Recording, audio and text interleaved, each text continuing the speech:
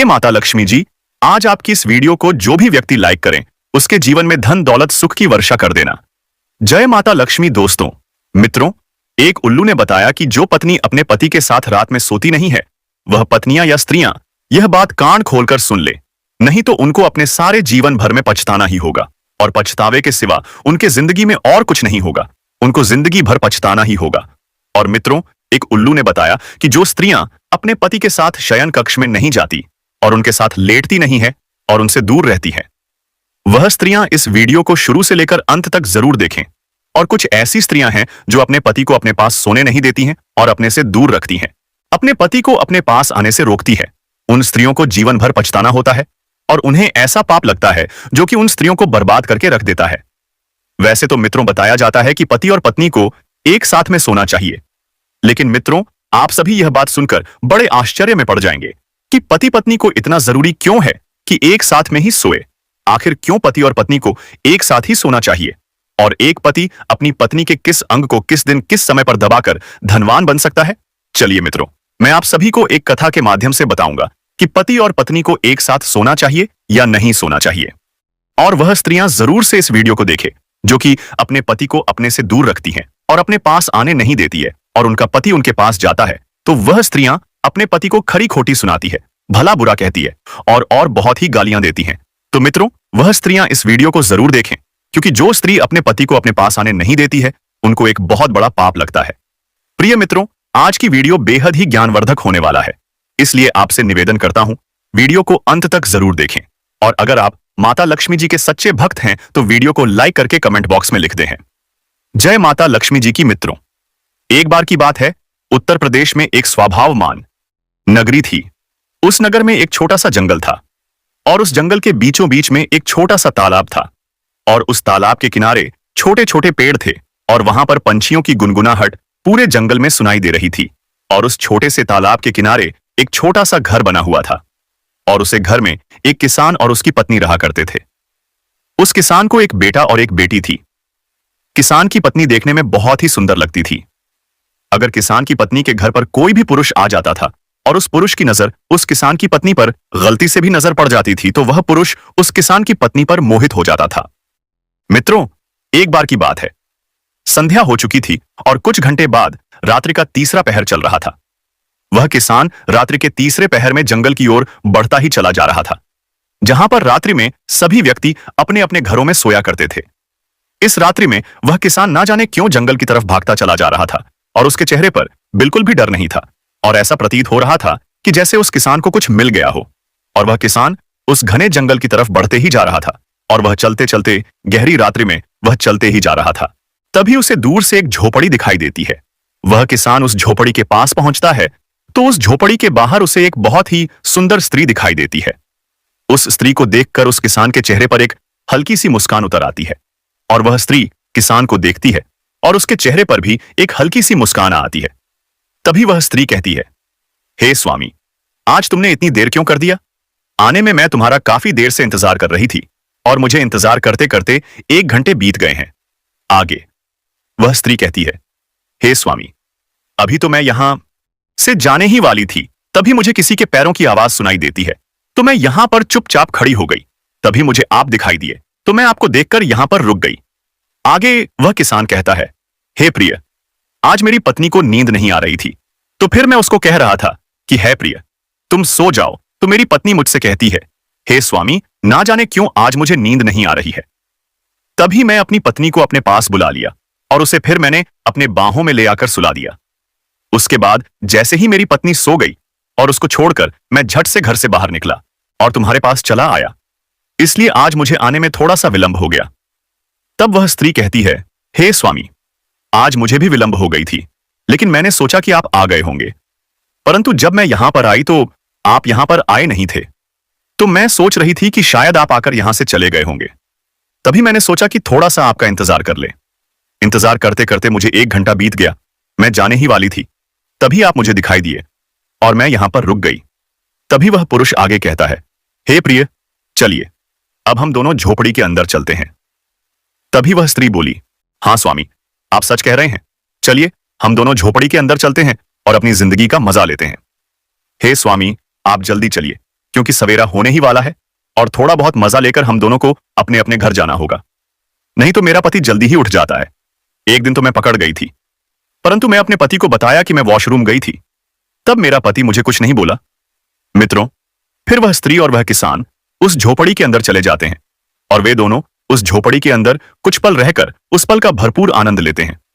और वह किसान अपनी पत्नी को धोखे में रखकर इस स्त्री से मिलने आया करता था और वह स्त्री अपने पति को धोखा देकर इस पुरुष से मिलने आया करती थी। तो चलिए मित्रों, मैं आप सभी को बताने वाला हूं कि जो स्त्रियां अपने पति को धोखे में रखती हैं उनके साथ क्या होता है और जो पुरुष अपने पत्नी को धोखे में रखते हैं उनके साथ क्या होता है। मित्रों, एक बार की बात है, कैलाश पर्वत पर शांत वातावरण में और चिड़ियों की चंचलाहट में भगवान शिव ध्यान मुद्रा में बैठे हुए थे। तभी गरुड़ देव अंतरिक्ष मार्ग से होते हुए नारायण का जाप करते हुए कैलाश पर्वत पर पधारते हैं और कैलाश पर्वत पर पधारने के बाद भगवान शिव को नमस्कार करते हैं और नमस्कार करने के बाद भगवान शिव से कहते हैं, प्रभु, आज जब मैं पृथ्वी लोक पर भ्रमण कर रहा था तो मैंने देखा कि एक स्त्री अपने पति को रात में अपने बिस्तर पर सुलाकर वह रात में जंगल की ओर जाकर एक कुटिया के पास खड़ी होकर किसी पुरुष का इंतजार कर रही थी और उधर वह पुरुष अपनी पत्नी को धोखे से पत्नी को छोड़कर और उसके 2 बच्चे थे उनको भी छोड़कर वहां से घनी रात में जंगल में होते हुए आया और उस झोपड़ी में उस स्त्री से मिला और उस स्त्री से मिलने के बाद दोनों आपस में शारीरिक संबंध बनाए और उसके बाद, हे प्रभु, आगे क्या हुआ मैं नहीं जानता। मैं यह सोच रहा था कि यह स्त्री इतना घिनौना काम कर रही है, अपने पति को धोखे में रखती है और इधर वह पुरुष अपने बीवी और बच्चे को धोखे में रखकर यह दोनों आपस में यह काम करते हैं। हे प्रभु, यह सब देखकर मेरे मन में कुछ प्रश्नों ने उछल कूद किया और उन प्रश्नों के उत्तर मुझे नहीं मिल पा रहे थे, तो मैं बहुत इधर उधर भटका। लेकिन हे प्रभु, मेरे उन प्रश्नों का उत्तर मुझे नहीं मिल पाया। आगे भगवान शिव जी कहते हैं, हे गरुड़ देव, तुम इतने चिंतित क्यों हो रहे हो? तुम्हारा जो भी प्रश्न है मुझे कहिए, मैं तुम्हारे उस प्रश्न का उत्तर देने के लिए तैयार हूं। आगे भगवान शिव जी कहते हैं, हे गरुड़ देव, वैसे तुम्हें तो पता ही होगा कि यह कलयुग चल रहा है। कलयुग में यह सब होना कोई बात नहीं है, परंतु हे गरुड़ देव, तुम अपने वह प्रश्न निश्चिंत होकर पूछिए, मैं तुम्हारे उन सारे प्रश्नों के उत्तर देने के लिए तैयार हूं। तब गरुड़ देव कहते हैं, हे प्रभु, मेरा पहला प्रश्न यह है कि वह कौन सी स्त्रियां होती हैं जो अपने पति को अपने पास सोने नहीं देती हैं? उन स्त्रियों के साथ क्या होता है जो अपने पति को अपने पास सोने नहीं देती हैं? उन्हें कौन सा पाप लगता है? हे प्रभु, मुझे इस प्रश्न का उत्तर बताइए। आगे भगवान शिव जी कहते हैं, हे गरुड़ देव, अब तुम अपना दूसरा प्रश्न पूछिए, मैं तुमको तुम्हारे प्रश्नों के उत्तर एक साथ ही दे दूंगा। आगे गरुड़ देव जी कहते हैं, हे प्रभु, वह कौन सी स्त्रियां होती हैं जो अपने जीवन में यह 3 गलतियां करती हैं तो उन्हें जीवन भर पछताना ही होता है? वह कौन सी गलतियां जो करने के बाद वह स्त्रियां जिंदगी भर रोती रहती हैं? हे प्रभु, मेरी यही 2 प्रश्न है, कृपा कर करके आप मुझे इन दोनों प्रश्नों का उत्तर दीजिए। आगे भगवान शिव जी कहते हैं, हे गरुड़ महाराज, आपने आज यह प्रश्न पूछकर समस्त मानव जाति का कल्याण किया है। हे गरुड़ महाराज, आज के समय में तुमको भी पता है कि समस्त स्त्रियां अपने पति को छोड़कर अन्य पुरुष की ओर आकर्षित रहती हैं और दूसरी तरफ उन स्त्रियों के पति भी अपनी पत्नी को छोड़कर अन्य स्त्रियों की ओर आकर्षित होते रहते हैं और यह कलयुग है। यह सब होना कोई बड़ी बात नहीं है, परंतु हे गरुड़ देव, आज मैं तुमको एक कथा के माध्यम से बताऊंगा कि जो स्त्री अपने पति को अपने पास सोने नहीं देती है उन्हें कौन सा पाप लगता है। आगे गरुड़ देव कहते हैं, हे प्रभु, आप मुझे वह कथा सुनाइए, मैं उस कथा को सुनने के लिए बहुत ज्यादा उतावला हो रहा हूं। आगे भगवान शिव जी कहते हैं, हे गरुड़ देव, इस कथा को तुमको शुरू से लेकर अंत तक ध्यान से सुनना होगा। और मित्रों, आप सभी को शुरू से लेकर अंत तक इस कथा को सुनना होगा। और मित्रों, कथा को आगे सुनने से पहले अभी तक आप लोगों ने हमारे इस चैनल प्राचीन जानकारी को सब्सक्राइब नहीं किया है, सब्सक्राइब जरूर कर लें। कमेंट बॉक्स में हर हर महादेव जरूर लिखें, जिससे आपको महादेव का आशीर्वाद मिलेगा। मित्रों, आगे भगवान शिव जी कहते हैं, एक समय की बात है, एक नगर में बहुत ही साधारण जीवन जीने वाला एक व्यापारी रहता था, जिसका एक पुत्र था। उसका नाम था विक्रमादित्य।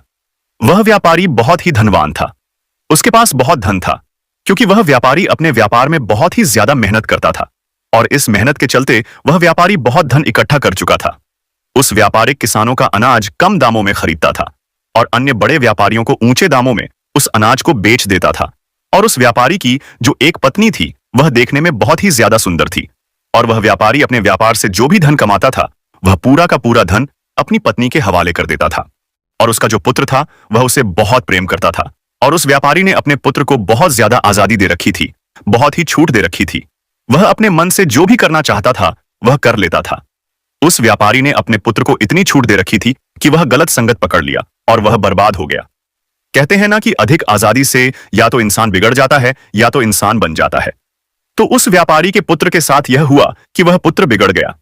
गलत लोगों के साथ रहकर आदतें गलत रास्ते पर जाने पर मजबूर कर देती है, क्योंकि ज्यादा आजादी पुत्र के लिए हानिकारक होती है। उस व्यापारी का बेटा, जिसका नाम विक्रमादित्य था, वह जुआ भी खेलने लगा और अपने पिता का धन जुए में उड़ाने लगा। वह अपनी मां से झूठ बोलकर धन ले जाया करता था और जुए में हार जाया करता था। और तो और मित्रों, वह इतनी कम उम्र में अपनी काम वासना को शांत करने के लिए वेश्याओं के पास जाने लगा। और एक दिन कहीं से उस व्यापारी को खबर मिलती है कि तुम्हारा पुत्र अपनी हवस बुझाने के लिए वेश्याओं के पास जाता है और वह नशापत्ती भी करता है और वह जुआ भी खेलता है। और वह व्यापारी अपने मन ही मन में सोचता है, इसका खर्च बहुत ज्यादा बढ़ गया, अब कोई उपाय करना ही होगा। फिर उस व्यापारी ने सोचा, अब मुझे अपने पुत्र का विवाह कर देना चाहिए, क्योंकि जब इसका विवाह हो जाएगा तो घर में इसकी पत्नी आ जाएगी, तो जितने भी यह कारनामे करता है वह सारे के सारे भूल जाएगा। और जो यह वेश्याओं के पास जाता है तब इसकी पत्नी आ जाएगी, तो यह कहीं नहीं जाएगा। यह सब सोचकर उस व्यापारी ने एक धनवान सेठ के यह रिश्ता देखा और उस सेठ की बेटी से अपने पुत्र, जिसका नाम विक्रमादित्य था, उसका विवाह कर दिया। विक्रमादित्य की जो पत्नी थी उसका नाम मोहिनी था। मोहिनी देखने में बहुत ही सुंदर लगती थी और वह सुंदर होने के साथ साथ अत्यंत रूपवान, गुणवान और अच्छे दिल वाली स्त्री थी। विक्रमादित्य की शादी हो जाने के बाद विक्रमादित्य घर में ही रहने लगा, क्योंकि उसकी पत्नी इतनी सुंदर थी कि वह अपनी पत्नी को छोड़कर कहीं नहीं जाता था और उन वेश्याओं को भूल गया था। कुछ समय बाद विक्रमादित्य के माता पिता वृद्धावस्था में पहुंच गए, वह बूढ़े हो गए और एक दिन ऐसा आया कि वह दोनों की मृत्यु हो गई और इस दुनिया को छोड़कर चले गए।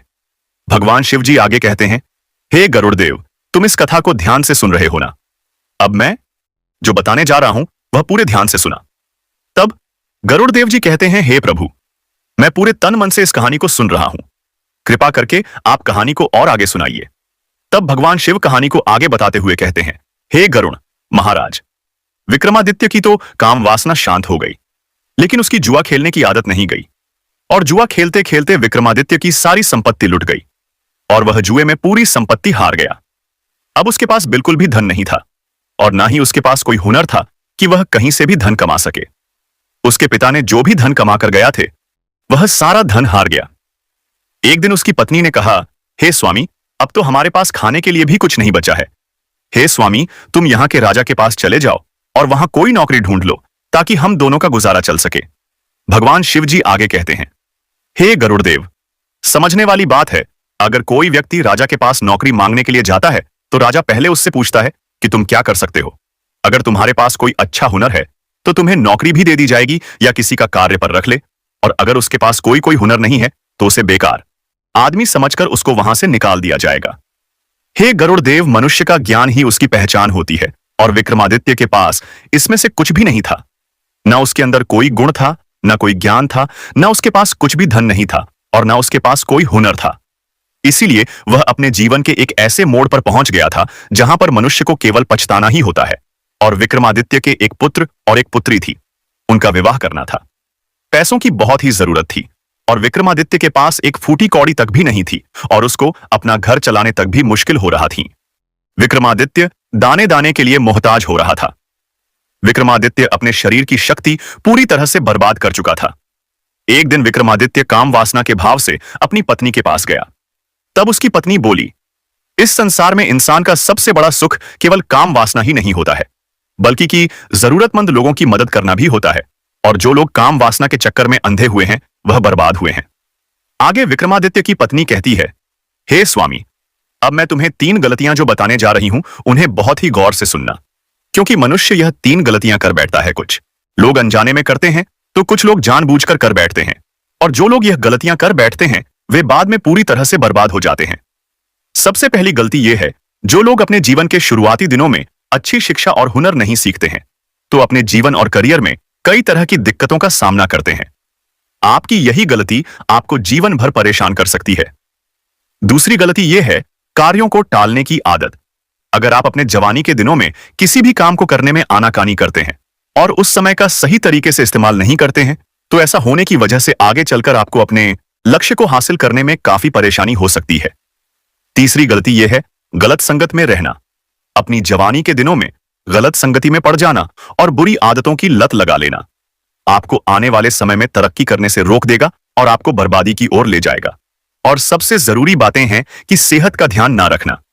अगर आप जवानी के दिन में अपनी शारीरिक और मानसिक सेहत का ध्यान नहीं रखते हैं, तो समय में आगे चलकर आपको कई तरह की बीमारियां भी हो सकती हैं। इसलिए अपनी सेहत का विशेष ध्यान रखना अति आवश्यक होता है। विक्रमादित्य की पत्नी विक्रमादित्य से आगे कहती है, हे स्वामी, तुमने तो अपने जीवन की शुरुआत ही गलत तरीके से कर ली, इसीलिए आज हम लोगों को इस तरह की दिक्कतों का सामना करना पड़ रहा है। अब मैं तुम्हारे साथ काम क्रिया नहीं करना चाहती हूं, तुम्हारे साथ ना सोना चाहती हूं और ना ही सुलाना चाहती हूं। अब हम दोनों की उम्र भी आधी से ऊपर हो गई है। मैं भगवान की सेवा करना चाहती हूं। भगवान हम लोगों की सहायता अवश्य करेंगे। अब यही समय है आत्मा को परमात्मा से जोड़ने का। बाल अवस्था यानी जवानी तक लोगों का जीवन ब्रह्मचारी होता है। ब्रह्मचारी के बाद लोग विवाहित जीवन में आते हैं। विवाहित जीवन